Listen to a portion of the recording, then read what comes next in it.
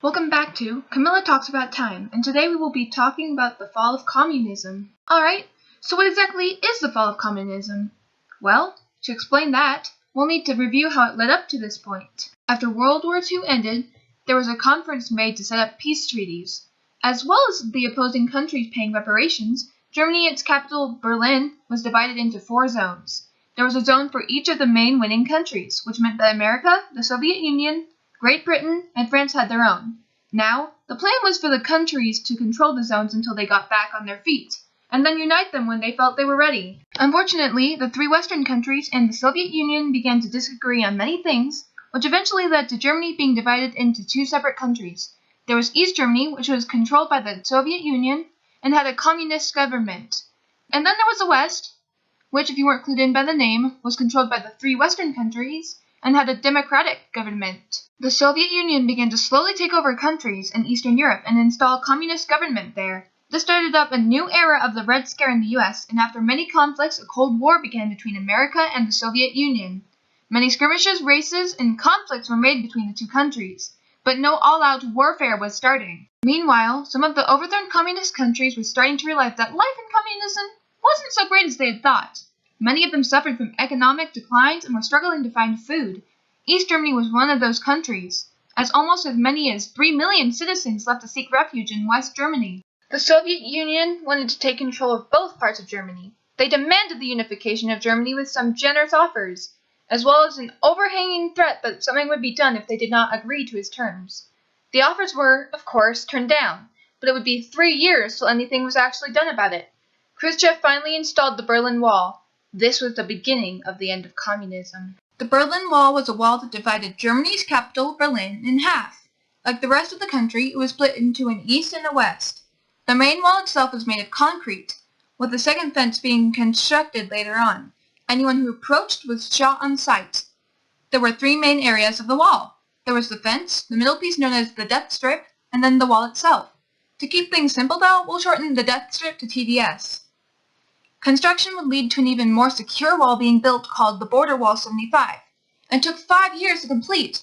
This wall had 45,000 sections of reinforced concrete. If that wasn't enough, this wall was 12 feet high, and each section weighed 3 tons each. That means that this entire wall weighed over 135,000 tons. That weighs as many as 16,300 elephants. This new Berlin Wall included 79 miles of fencing, nearly 300 watchtowers, more than 250 guard dog runs, 20 bunkers, 65 miles of anti-vehicle trenches, not to mention who knows how many mines. Still, 100,000 people tried to escape over the wall. Of this 100,000, only 5 to 10,000 would succeed, and only an estimated 200 people were killed while trying to escape, which is surprising, seeing how secure the wall was. The wall was built in 1961 and wasn't torn down until 1989. That meant that any children separated from their parents wouldn't see them again for almost 30 years. Can you imagine? It would be about 40 years by the time it came down. Needless to say, the people were very happy when the tyranny of the wall was brought down. But more on that later. Remember how I mentioned before that people weren't too happy with how things were going in their countries? Well, it was about time that someone did something about it.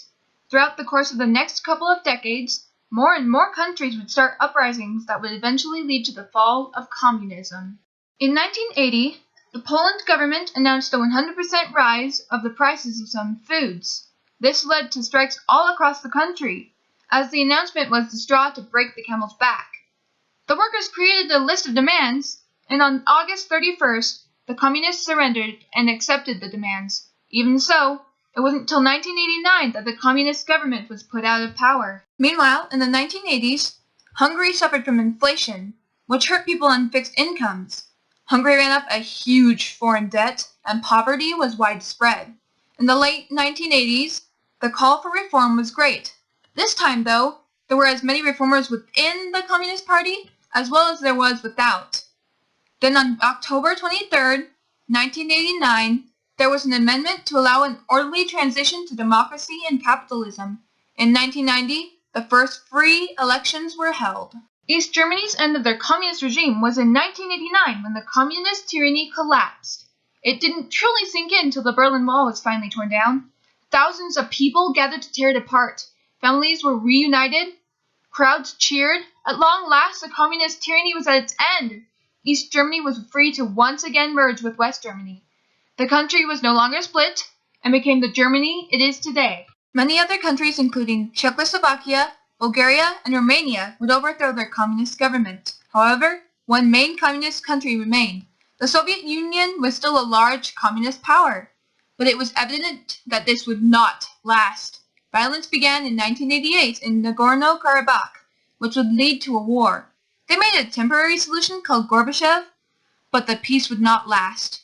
Violence once again started up, and the Soviet Union took heavy blows as more and more countries announced their independence. Finally, in early December 1991, the dissolution of the Soviet Union was announced. With the end of the largest communist power, the Cold War ended. What once was the Soviet Union became the Russia we know today. The end of communism was now complete, and a new chapter opened to the people of the world. What would come next was uncertain, but it was sure to shine bright.